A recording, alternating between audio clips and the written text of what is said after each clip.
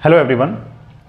आज के लेक्चर में एक स्टूडेंट का प्रॉब्लम था क्वांटम मैकेनिक्स सब्जेक्ट में कि जो हाफ हार्मोनिक ऑस्किलेटर होता है उसमें n की वैल्यूज ओड ही क्यों ली जाती हैं। आपने देखा होगा फुल हार्मोनिक ऑस्किलेटर का जो हमारे पास पोटेंशियल का जो शेप बनता है वो कुछ इस टाइप से है। This is the shape of the potential energy of A harmonic oscillator which is half के एक्स स्क्वायर। जबकि अगर हम हाफ हार्मोनिक ऑस्किलेटर की बात करें तो पोटेंशियल एनर्जी हम लोग लिखते हैं हाफ के एक्स स्क्वायर लिख दो या फिर m omega square x square लिख देते हैं। ये वैल्यू है for x greater than 0 and infinity for x less than equal to 0। ये अदरवाइज भी आप लिख सकते थे। अब यहां पर अगर इसका प्लॉट आप देखेंगे ना तो कुछ इस टाइप से आपको नजर आ रहा है। This is the half harmonic oscillator, okay. और यहां हमारे पास में क्या है, पोटेंशियल का वैल्यू इंफिनिटी को अप्रोच कर रहा है। So this is the graph between potential versus x. Means ये एक रिजिड वॉल की तरह एक्ट है, रिजिड वॉल की तरह एक्ट कर रहा था, जबकि यहां पर हमारे पास पार्टिकल फ्री है। ठीक है, तो अब यहां पर क्या होगा कि इन दोनों में जो डिफरेंस है एनर्जी आइगन वैल्यू में वो ऑब्वियसली देखने को मिलेगा। बट यहां पर जो एनर्जी है this is n plus half h cut omega, n plus half h cut omega, और यहां पर जो एनर्जी है that was n plus half h cut omega, same मिलेगा। But the difference is in the values of n। The value of n start from 0, 0, 1, 2, 3 so on, where n is equal to 0 correspond to the ground state, then is equal to 1, then 2, इस प्रकार से। यहां पर n का जो value है that is 1, 3, 5, 7 so on हमारे पास exist करता है। ठीक है, तो बेसिकली आज हम इसी का रीजन जानने वाले हैं कि n का वैल्यू ओड ही यहां पर क्यों लिया जाता है। एज वेल एज आप एक क्वेश्चन भी यहाँ पर जो है ले सकते हैं, काफ़ी अच्छे टाइप का क्वेश्चन है। इस फॉर्मेट में आप ले सकते हैं कि हमारे पास मान लेते हैं 6 फेरम्यून्स हैं। ठीक है, 6 non interacting fermions, 6 non interacting fermions of, ठीक है, ईच ऑफ स्पिन 3/2, ठीक है ना, each of spin 3/2 are placed in half harmonic oscillator. Find the energy of system in its ground state। ठीक है, तो ग्राउंड स्टेट में आपने सिस्टम की एनर्जी मालूम करनी। ये क्वेश्चन भी आप लोग कर सकते हैं। एक और क्वेश्चन आप कर सकते हैं कि जो हमारे पास हाफ हार्मोनिक ऑस्किलेटर है उसमें WKB अप्रोक्सीमेशन, जिसको हम सेमी क्लासिकल अप्रोक्सीमेशन भी कहते हैं, तो वो हम लोग कैसे रिप्रेजेंट करें, WKB कंडीशन को हम कैसे एक्सप्रेस कर सकते हैं हाफ हार्मोनिक ऑस्किलेटर के केस में, तो उन पर भी हम बात करेंगे। पहले हम लोग ये देखते हैं कि n का वैल्यू यहां पर ओड क्यों लिया जाता है। अगर आप इस चैनल पर नए हैं तो पहले आप इस चैनल को सब्सक्राइब कर लें ताकि आने वाली जो नई वीडियोज हैं इनका नोटिफिकेशन आपको टाइम टू टाइम मिलता रहे। तो चलिए स्टार्ट करते हैं। देखिए हमारे पास जो पोटेंशियल है वो x less than equal to 0 के लिए इंफिनिटी गिवन है। स्क्रोडिंगर वेव इक्वेशन का यूज करते हुए जब कोई इनफिनाइट पोटेंशियल के लिए आप वेव फंक्शन कैलकुलेट करते हैं that wave function is equal to 0 आता है। यानी हम कह सकते हैं कि पार्टिकल के होने की संभावना x less than equal to 0 में हमारे पास 1 रहेगा, सॉरी 0 रहेगा, है ना। So probability of finding the particle in the region x less than equal to 0 is 0। ठीक है, बिकॉज वेव फंक्शन इज 0। अब हमारे पास ये वाला जो पोटेंशियल है ये बचता है फॉर x ग्रेटर देन 0, जिसके लिए स्क्रोडिंगर वेव इक्वेशन होगा -h²/2m and then we have d²ψ/dx², okay, and then we have plus में ½ m ω²x² ψ equals to E ψ। ठीक है, जिसके कोरस्पॉन्डिंग आप एनर्जी आइगन वैल्यू कैलकुलेट करते हैं and it's value is n plus half h cut omega. ठीक है, अभी देखो यहां पर एक बाउंड्री कंडीशन आप देख रहे हैं। बाउंड्री कंडीशन ये है जिस समय पर x का वैल्यू 0 होगा वेव फंक्शन साई का वैल्यू भी कितना हो जाएगा, 0 के इक्वल। सो रिमेंबर ये बाउंड्री कंडीशन सेटिस्फाई करना चाहिए, ये बाउंड्री कंडीशन हमारे पास सेटिस्फाई करना चाहिए, वही हमारे पास एक एक्सेप्टेबल सॉल्यूशन रहेगा। अगर हम फुल हार्मोनिक ऑस्किलेटर की बात करें, सो एक फुल हार्मोनिक ऑस्किलेटर में जब आप वेव फंक्शन कैलकुलेट करते हैं so that wave function is depending on Hermite polynomial hn of x and e to the power -α x² by 2, where alpha is given as under root of m omega by h cut. ये directly proportion मैंने इसलिए लगाया क्योंकि यहां पर normalisation constant भी आएगा, तो वो आप नॉर्मलाइज करेंगे using the property of Hermite polynomial, तो वो आपके पास ऑर्थोगोनलिटी प्रॉपर्टी से इसका वैल्यू भी आ जाएगा। ठीक है ना, जैसे ग्राउंड स्टेट है तो ग्राउंड स्टेट में हमारे पास नॉर्मलाइजेशन कांस्टेंट का वैल्यू होता है अल्फा की पावर 1/2, यानी कि हमारे पास हो जाएगा m omega by h cut की पावर 1/4। ठीक है, एंड ये वैल्यू हमारे पास 1 होता है, तो e to the power minus alpha x square by 2, so e to the power minus का अल्फा एक्स स्क्वायर बाय 2, ये ग्राउंड स्टेट वेव फंक्शन हमारे पास करस्पॉन्डिंग आता है। ठीक है, अभी आप चाहते हैं कि x इक्वल टू 0 पर ये जो वेव फंक्शन है वो वेनिश हो जाए, आप ऐसा चाहते हैं। सो यू नीड कि हमारे पास x इज इक्वल टू 0 पर जो वेव फंक्शन आएगा that is equals to H N of 0 and e to the power 0। ठीक है, अब e टू द पावर 0 जो है ये तो मेरे पास फाइनाइट है, यानी इसकी वैल्यू तो एग्जिस्ट कर रही है, तो हम तो चाहते हैं कि एच एन ऑफ 0 0 हो। ठीक है ना, देखो कंप्लीट हम चाहेंगे कि वैल्यू कितना हो, 0 के equal to for the boundary condition. Okay, so ये वैल्यू हमारे पास 0 कब होगा, जब हर्माइट पॉलिनोमियल 0 होगा। अब ये वैल्यू 0 कब होता है, तो इसके लिए आपको जनरेटिंग फंक्शन पे जाना पड़ेगा। मैथमेटिकल फिजिक्स में हर्माइट पॉलिनोमियल का जनरेटिंग फंक्शन देखना पड़ेगा। सो जनरेटिंग फंक्शन हम किस प्रकार से लिखते हैं, देखो hn, ठीक है, hn ऑफ x t की power n by n factorial, summation चलता है n का वैल्यू यहाँ पे, ठीक है, is equal to e to the power 2xt minus T square by 2। बताओ, ये हमारे पास होता है।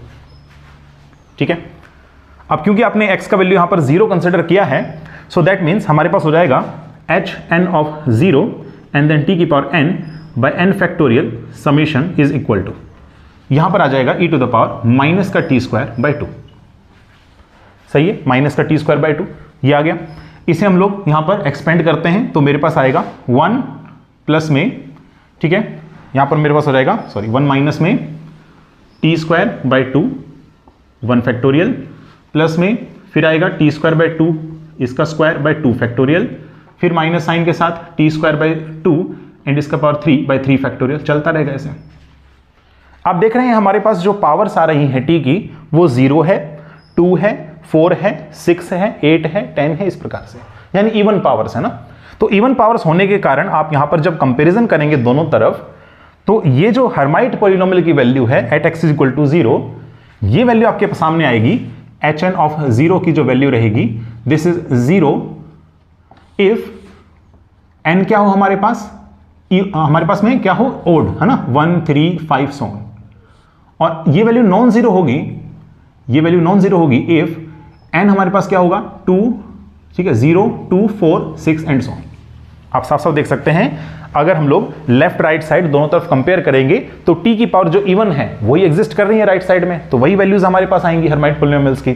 बाकी जो हमारे पास ओड वैल्यूज हैं उनके कोरस्पॉन्डिंग हर्माइट पॉलिनोमियल की वैल्यू कितनी हो जाएगी, 0। और हमें वेव फंक्शन एक्सेप्टेबल चाहिए था इसी प्रकार का जहां पर हर्माइट पॉलिनोमियल 0 हो जाए, यानी कि n का वैल्यू हमारे पास क्या होना चाहिए, ओड होना चाहिए। सो इट मीन्स जो मेरे पास में एनर्जी आइगन वैल्यूज आ रही हैं इसमें n का वैल्यू होगा 1 3 5 एंड सो ऑन। ठीक है, so this you should have to remember. अब एक क्वेश्चन करते हैं जो काफी इंपॉर्टेंट है आपके एग्जाम पॉइंट ऑफ व्यू से भी। ठीक है, थोड़ा सा पोटेंशियल को मॉडिफाई करते हैं और इस पोटेंशियल फील्ड में हम लोग जो है कुछ नॉन इंटरेक्टिंग फेरोमोन्स को प्लेस कर देते हैं and then you to find out the ground state energy of the system. Okay, आपको v ऑफ x गिवन है 2m omega square x square for x greater than 0 and infinity x less than equal to 0 and suppose 6 fermions जिनका spin 3/2 के equal है each, you are placed in this potential field. System का आपने energy बताना है in the ground state. So basically देखो कुछ इस टाइप से है, ये हमारे पास मिलेगा, ठीक है, इस प्रकार से n इज इक्वल टू 0 है ना, इज इक्वल टू 1 से स्टार्ट हो रहा है ना, 1 is equal to 1 then 3 then 5 है ना, इस प्रकार से हमें चलता चला जाएगा और करस्पॉन्डिंग हमें एनर्जीज भी मिलती चली जाएंगे। देखो अब बेसिकली क्या है हमारे पास में, स्पिन 3/2 है ना, स्पिन कितना है 3/2 है, तो एक स्टेट में कितने टोटल नंबर ऑफ फेरोमोन्स आ सकते हैं, तो 2s + 1 यानी हमारे पास हो जाएगा 2 × 3/2 + 1 यानी 4 हो गया। तो आप 4 फेरोमोन्स एक स्टेट के अंदर फिल कर सकते हैं, यानी यहां पर 4 1 2 3 4 और बचे हुए नेक्स्ट स्टेट में आ जाएंगे 1 एंड 2। ठीक है, ये मेरे पास बनेगा केस। ठीक है, this is the potential versus x. अब ये जो पोटेंशियल आपको गिवन है ना, ये पोटेंशियल में 2m omega square x square है। ओमेगा डिफरेंट है इस केस में। हमने जो अज्यूम किया था वो हमारे पास होता है half m omega square x square, और इसके कोरस्पॉन्डिंग एनर्जी आइगन वैल्यू आया था n plus half of h cut omega. तो अभी ओमेगा डिफरेंट है। 2m omega square x square को आप लिख सकते हैं, 2m omega square x square को आप लिख सकते हैं half m x square and then 4 omega square, यानी कि half m and then 2 omega का square and then x square. यानी इस बार ओमेगा नहीं है, जो आपको क्वेश्चन दे रखा है उसमें एंगुलर फ्रीक्वेंसी डबल हो चुकी है। तो अगर डबल आपने लेना है दैट मीन्स इस फॉर्मूले में चेंजेबिलिटी क्या होगी? So the energy eigen value will be n plus half of h cut into 2 omega. Ground state के लिए n का वैल्यू 1 है, सो E1 का वैल्यू मेरे पास आ जाएगा, यहां पर 1 रखेंगे, सो 1 plus 1/2 is 3/2, so 3/2 into 2h cut omega, यानी आ गया 3h कट ओमेगा। ठीक है, ये मेरे पास आया ग्राउंड स्टेट। नेक्स्ट मैं बात करता हूं फर्स्ट एक्साइटेड स्टेट की। तो फर्स्ट एक्साइटेड स्टेट के लिए n का वैल्यू कितना है? 3 के इक्वल है। ठीक है, तो ये मेरे पास आएगा, देखो 3 प्लस हाफ यानी 7/2 into h cut off 2 omega, यानी आ गया 7h कट ओमेगा। तो जितने भी फेर्मियंस आप इस वाली स्टेट में देख रहे हो, इन सब ने एनर्जी ऑक्यूपाई कर रखी है 3h कट ओमेगा, और इन सभी फेर्मियंस ने, इन 2 फेर्मियंस ने यहां पर एनर्जी पोजेस कर रखी है 7h कट ओमेगा। तो कंप्लीट सिस्टम का जो एनर्जी आएगा दैट वाज, ये 4 है तो 4 ने ऑक्यूपाई कितना कर रखा है? 3h कट ओमेगा, प्लस में इन 2 ने कितना ऑक्यूपाई कर रखा है? 7h cut omega. So that means total will be 12 plus 14 into h cut omega. So the answer will be 28h cut omega. ये मेरे पास सिस्टम का ग्राउंड स्टेट एनर्जी है। हाँ, अगर आप एक्साइटेड स्टेट एनर्जी निकालना चाहते हैं तो फिर एक फेर्मियन को आपको ऊपर भेजना पड़ेगा, ऊपर वाली स्टेट में, फिर उससे आपके सिस्टम का जो एनर्जी है वो इंक्रीज होगा। ठीक है, तो ये आप थोड़ा सा जो है ध्यान रख सकते हैं इस चीज़ को लेकर के। आल्सो जो W के भी अप्रोक्सीमेशन की कंडीशन है ना, जिसमें आप सबसे पहले तो टर्निंग पॉइंट्स निकालते हैं। तो टर्निंग पॉइंट्स निकालने का यहाँ पर क्या तरीका रहेगा? देखो V is equal to E, ये कंडीशन होती है ना टर्निंग पॉइंट्स फाइंड आउट करने का। ठीक है, तो हम लिखेंगे इज इक्वल टू हाफ, ठीक है, and then m omega square x square. आप चाहें तो हाफ की एक्स स्क्वायर भी लिख सकते हैं। तो बेसिकली x का वैल्यू यहाँ पर आ जाएगा, ठीक है, अंडर रूट में 2e bye m omega square. ठीक है, ये मेरे पास आ रहा है, और दूसरी वैल्यू आएगी, दूसरी वैल्यू मेरे पास आएगी 0। ठीक है ना, क्योंकि ये एक हाफ हार्मोनिक ऑस्किलेटर है ना, तो हाफ हार्मोनिक ऑस्किलेटर, तो इसका वैल्यू आप ये नहीं लिख सकते माइनस का अंडर रूट में 2e bye m omega square, ये नहीं लिख सकते आप वैल्यू, आपको 0 लिखना पड़ेगा।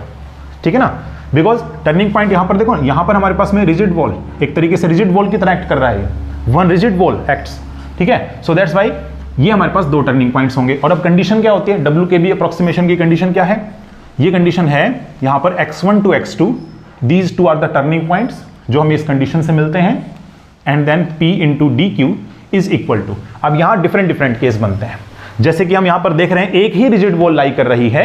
सो एक रिजिड वॉल में राइट हैंड साइड का ये वैल्यू होता है n plus 3/4 of pi h cut. लेकिन वो कब? जब n का वैल्यू 0 से स्टार्ट होता है। यहां पर n का वैल्यू 0 से स्टार्ट नहीं है, यहां n का वैल्यू 1 से स्टार्ट हो रखा है। That means in this formula right hand side, इसमें आपको n को रिप्लेस करना पड़ेगा n-1 से। तो अगर मैं इस n को n-1 से रिप्लेस कर देता हूं तो राइट हैंड साइड मेरे पास आ जाएगा n एंड माइनस का 1/4 है ना, and then pi h cut, ये मेरे पास आएगा। ठीक है, तो बेसिकली कंडीशन क्या आ गया आपके पास में? कंडीशन विल बी 0 से लेकर के अंडर रूट में 2e by m omega square. Momentum p को आप लिख सकते हैं e माइनस में half m omega square x square, then we have dx equals to आ गया n minus half of pi h cut. और अब आप इसको सोल्व कर लेना W के भी अप्रोक्सीमेशन की कंडीशन। तो आप इस वीडियो को लाइक कीजिए, शेयर कीजिए, कमेंट कीजिए, और साथ ही साथ चैनल को सब्सक्राइब कर लीजिए। मिलते हैं नेक्स्ट लेक्चर में। Thank you.